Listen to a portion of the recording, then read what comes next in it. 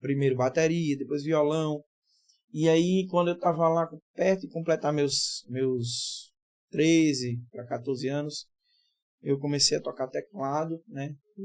E entrei numa banda, que era uma banda da Igreja Assembleia de Deus de Madureira, a banda Getsemane, que me deu a oportunidade de integrar aquela banda. E aí, nesse momento, eu não cantava, né? Eu comecei a me dedicar ali como tecladista, como instrumentista, arranjador. Mas sempre que dava, eu me apresentava, eu, né, cantava em algum lugar. E comecei a desenvolver essa coisa da música dentro de estúdio. Só que quem nasce com um chamado, quem nasce com algo dentro da gente, assim, para seja pregar, seja cantar, né, seja servir apenas, porque as pessoas acham que servir a Deus é só cantar, pregar. E na verdade isso é o que menos chama a atenção de Deus. Verdade. Né? Porque cantar, tem vários cantores no mundão, inclusive. Né? Não é o talento, não é a voz, não é nada disso.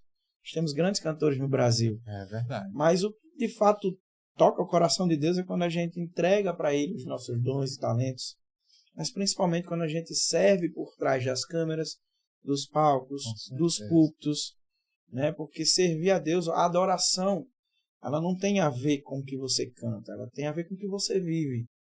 Né? Então, por trás de um ministério tem alguém pelejando para ficar de pé, tem alguém ali servindo, tem alguém passando por alguma coisa, mas servindo a Deus nos bastidores. Verdade. Né? Tem alguém ali na porta da igreja, tem aquela irmãzinha de serviço de oração, tem alguém que é taxado como louco porque tem uma caixinha de som no meio de uma feira, pregando o evangelho. Eu até acho que os olhos de Deus estão mais voltados para isso.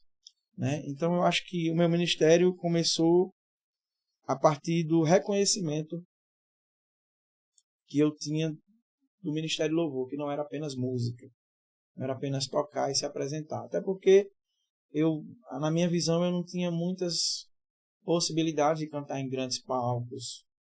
A gente sonha, a gente tem fé, mas era uma realidade praticamente impossível naquela época, né? Então, assim, eu sonhava em cantar para públicos de 40, 50, 60 mil pessoas. Não para aparecer, porque na verdade, eu nunca almejei por fama.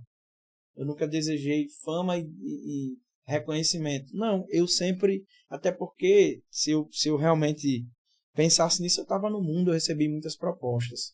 Então, não é sobre dinheiro, não é sobre fama. Eu acredito também que Deus, ele honra as pessoas, né? Ele faz uma promessa, ele cumpre, né, o que ele prometeu. A Bíblia diz que ele não é homem para mentir, nem filho do homem para se arrepender. Então eu creio que se há sucesso em alguma coisa, é para a glória dele, e eu acredito que Deus abençoa, eu acredito que Deus sopra o nome, abre portas, porque ele tem feito isso comigo. Sem padrinho, sem empresário, olha só. Né? Mas eu sonhei lá atrás. Por isso a importância de acreditar mesmo que alguém não acredite, de sonhar mesmo que ninguém sonhe com você. Né? E não é só sobre sonhar e acreditar, é crer. E crer no seu original é entregar-se de corpo, alma e espírito.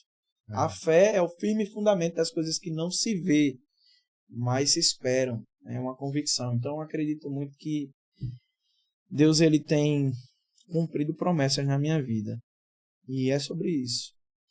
E nosso amigo Papinha está aqui, viu?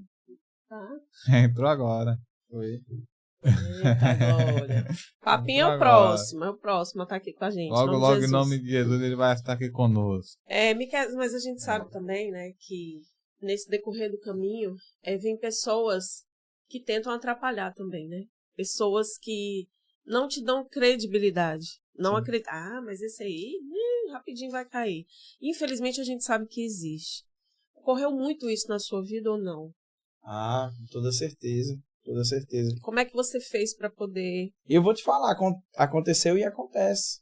Sim. Porque a gente vai mudando de nível.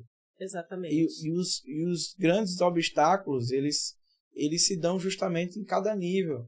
Parece que quando você sobe um degrau, parece que os gigantes são maiores. É maior. Né?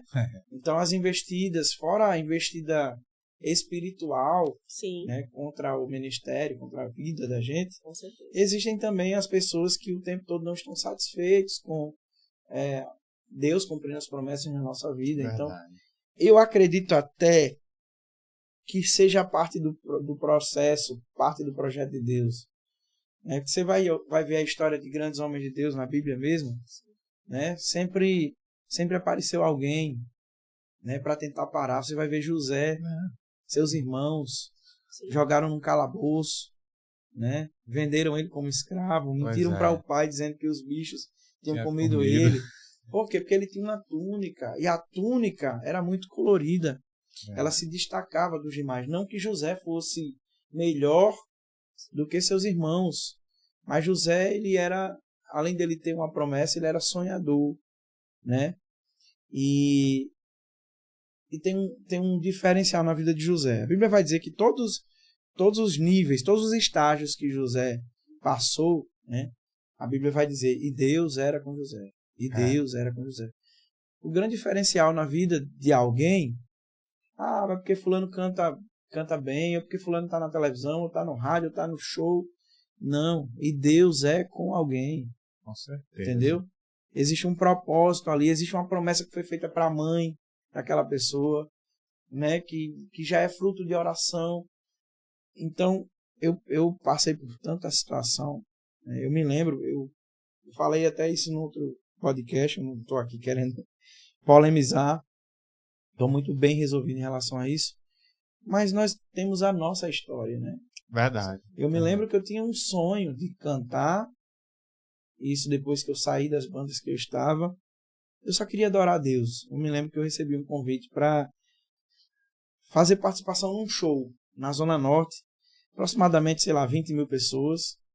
Eu não estava na programação, então era um aniversariante, era um político que fez esse show. Na época, quem estava no auge era Trazendo a Arca, né? Sim. E eles vieram para cá.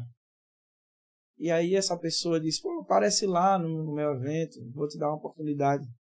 Eu me lembro que aquele dia, né, ainda era aqueles vales, né, aqueles vale transporte, eu me lembro que eu não tinha, eu pedi emprestado. Por quê? Porque não era sobre o evento em si, era sobre a vontade que eu tinha de cantar. Né? Eu queria sentir essa alegria de louvar a Deus ali. E eu saí com um CDzinho, eu fui barrado já na entrada do palco, né? Mas aí alguém viu, deixou subir. E quando eu vi o aniversariante, ele lembrou do convite que ele tinha feito, e o apresentador, um grande pastor, enfim, talvez no calor do momento não teve sabedoria, né, para lidar com a situação. E eu recebi uma oportunidade ali para cantar, todo mundo tinha nome e sobrenome.